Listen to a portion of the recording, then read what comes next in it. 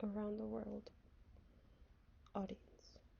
The board game name Katte Kyoiku Sekai Ishu Sugoroku was created in 1926. This Sugoroku was aimed at people who were interested in traveling and seeing the world outside of Japan. Game and goals. The board game had a map, which a player had to go around the world to finish the game. On the top right, one can see the Japanese flag along with ships. This was to show Japan's exploration around the world. This game was created at a time where Japan was highly curious of the world and what they had to offer. A lot of the map was very culturally racial due to the lack of awareness and knowledge about other countries. The game. The game requires the players to travel around the world by moving forward by rolling a dice. The higher the number rolled, the faster the player can finish. To play the game better, it is required for the board to be rotated 90 degrees. This will make a flat map of the world, with the USA being on the right side. It was a unique and fun way to play the game. At first, it can be a little confusing when playing the game, since the map is rather big and it can be hard to see where it starts and where it ends. I believe this board is rather hard for beginners and should be played by people who have experience with Sugoroku. The message. The board game was made in 1926. During this time, Japan was really interested in the world.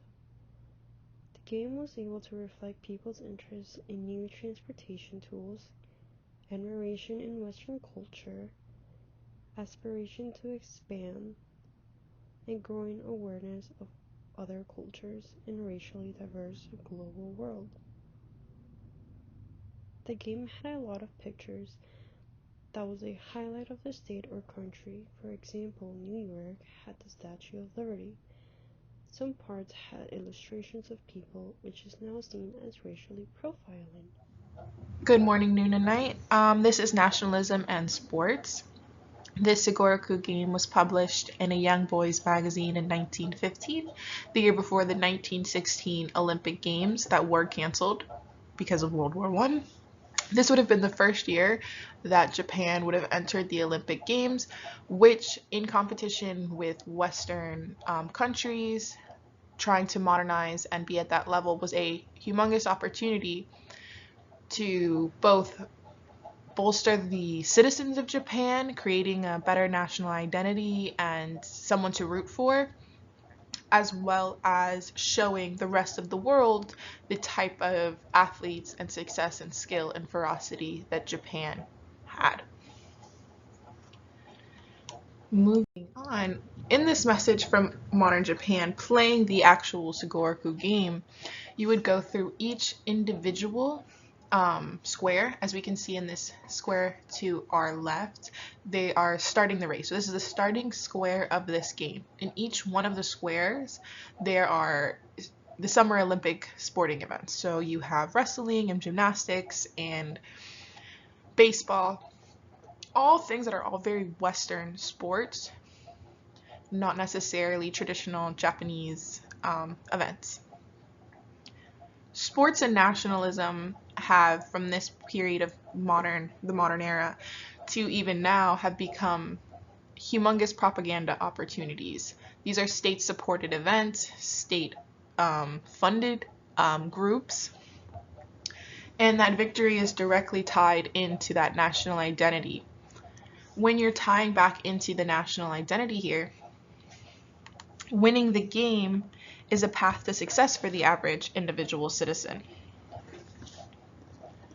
All right, to show that this is specifically about Japan, you can see Nippon written on the small red flags behind them, behind the young Japanese boys in their uniforms. And you can also see that the victory flag itself is representative of Japan. There's a crowd behind them, smiling, cheering for them. It sends a very clear message that we are Japan, we're victorious, and you can join too. Thank you. Hi, my name is Joshua Castillo, and this is the title of my Sugoroku. This Sugoroku was illustrated by Fukuoka Shoten in 1900. The audience for this Sugoroku was people who were interested in wanting to explore the different cities of Japan. As you can see in this picture, we can see a family going into a train cart to go somewhere else from than where they're from. So as we can see here, the goal of the game is to start in the city of Shimbase and journey through all Japan until you get to the city of Kobe. But the cool thing about this Saragoku is how each city that is displayed in this game has a different vibe to it and a different scenery to it. As you can see in Shimbase, it starts off with a train cart because in the 1900s, trains were very important um, from going to one place to another. Um, what's it called? Wealthy people to ordinary people would use trains specifically to go from factory to factory, um, or to go to school as well. And usually on these trains, you would workers would get discounts, so they would regularly be using the train. So in this Saragoku, we can see that the author wants the person playing to want to travel Japan. Um, and in the ending in Kobe, we can see how it's a port where there's French flags, there's U.S. flags as well. So they want you to explore all of Japan and then to see international as well.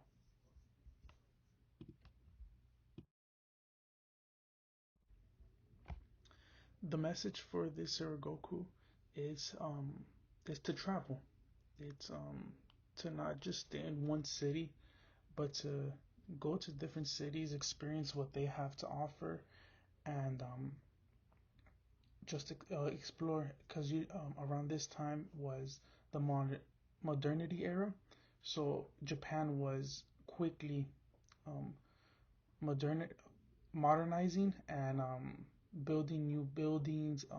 New jobs are being found, so a lot of people were moving from the rural areas to go to the urban areas so that they can find new work.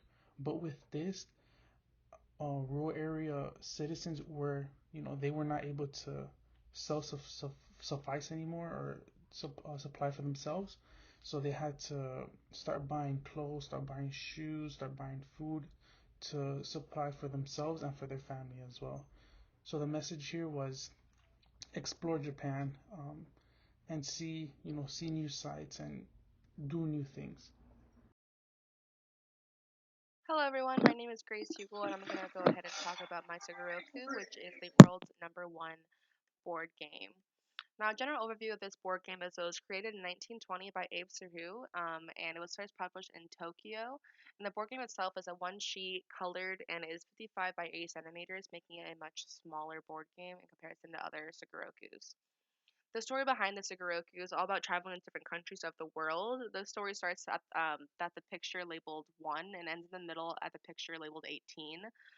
There's actually is a slide beforehand in the bottom right hand corner of a Japanese young boy actually on a boat waving goodbye to assume his family and friends. So it actually, I guess, it's 19 photos, but it's only labeled 18. Pictures 1, 2, and 3. The first picture is obviously a location of China, as shown the Great Wall of China and this big historical landmark. Number 2 is actually no historical landmark, but it can be inferred that this is India due to the riding of the elephant and the items of clothing that people are wearing. Slide number 3, again, has no historical landmarkings, but due to the smaller children, the color of their skin, the spear being held, the tribal markings, this can be inferred that this is somewhere probably in Africa. I just don't know what exact country. Pictures 4, 5, and 6. Again, 4 does not have any historical landmarkings, but the fact that the young Japanese boy is so hot, he has his shirt open. The older gentleman is very, very skinny, malnutritious. He's wearing a turban and the low hanging fruit. This can be inferred that this is somewhere in the Middle East. I'm just not 100% sure where the Middle East. Picture 5 is pretty obvious. This one's going to be in Egypt. This has the pyramids, the Sphinx, the camel. This is very obviously going to be in Egypt. Picture 6 is one that does not have any historical landmarkings, but this can be inferred that this is probably the Sahara Desert due to the nature and the death that is seen in Picture 6, as well as the very bare and land around um, this depiction of the picture and the color of the sand. Again, it's not 100%. Not 100% that it's the Sahara Desert, but it can be inferred that it is. Picture 7, 8, and 9, and 10. Picture 7 is pretty easy. It is the Leaning Tower of Pisa in Italy.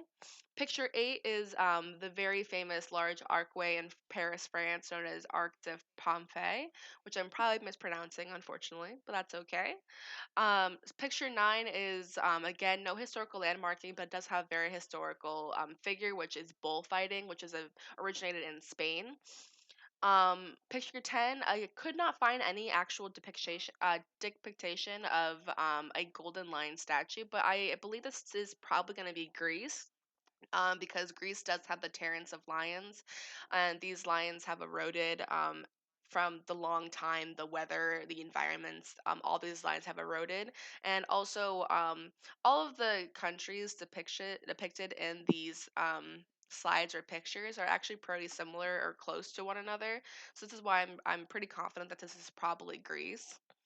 Pictures 11, 12, 13, and 14. 11, again, no actual historical landmarking, but the people are wearing clogs. They're blonde, they have long hair, the windmills in the background. This is probably going to be either Holland or the Netherlands. Picture 12 is actually not a landmarking at all. It's actually just a depiction of traveling to somewhere more refined. So it's actually going to be traveling to the Arctic, which brings us to slide 13 with our polar bears. Gonna be probably in the Arctic. Slide 14 is, of course, the Tsar's Bell in Moscow, Russia. This is known to be true because of how big the size is, the same crack, the certain artifacts on top of the bell. Definitely going to be the bell in Russia. Pictures 15, 16, 17, and 18. So 15, I believe, is probably going to be Niagara Falls, again, due to the region of where the countries are located right now and the tall trees in the background and the falls themselves. This is probably going to be the Canada side of the Niagara Falls.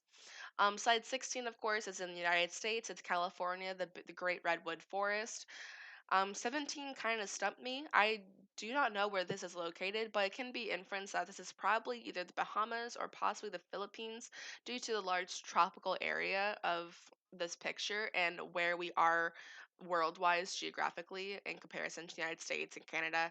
Um, but I'm not 100% sure where this country is, but I'm going to go ahead and say it's probably either the Bahamas or the Philippines.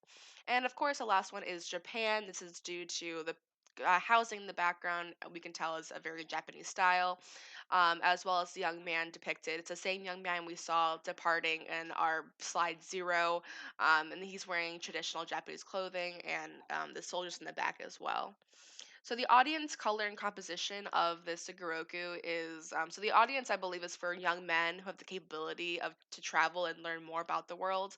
It was definitely more important in the 1920s for Japanese citizens to learn about the world, to try to deal and understand what was happening with the rapid modernization in the 1920s. That way they can have the exact steps on what they need to do to learn about geographical landmarks in the world. That way they can become a quote unquote better citizen and kind of more adapt with the rapid modernization. The Sugoroku is actually very vibrant in color, allowing for more eye-catching scenery, and the colors also correspond with the pictures indicated on each slide. The composition is very detailed. There is not a lot of empty space in any of the pictures besides the one depicting the Sahara Desert because it is an empty space in the Sahara Desert.